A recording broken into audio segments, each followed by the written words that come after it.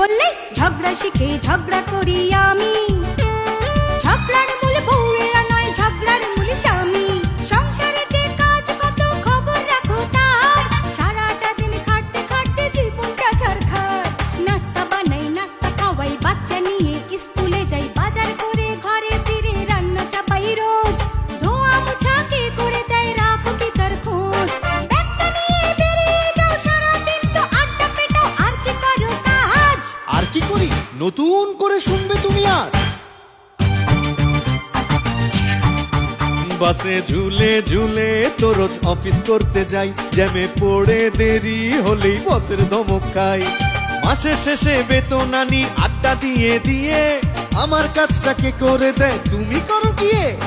10টা 5টা দম ফেলারও পাই না অবসর, অফিস তো নয় তোমার মতো শোয়া বসার ঘর। তারপরেও থাকলে মিটিং, বসের সাথে দিতে সিটিং, 8টা 9টা বাজে। আয় করা কি এতই সোজা, এত বিনা কাজে?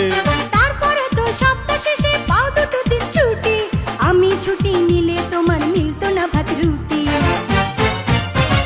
ছুটির দিনে সারা সপ্তাহ বাজার করে কে? তোমার শখের কেনা কাটার সঙ্গ ধরে কে?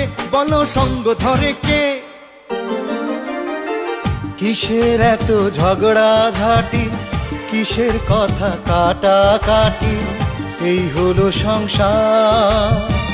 ঘরে বাইরে যে যার কাজে সমান দাবিদার।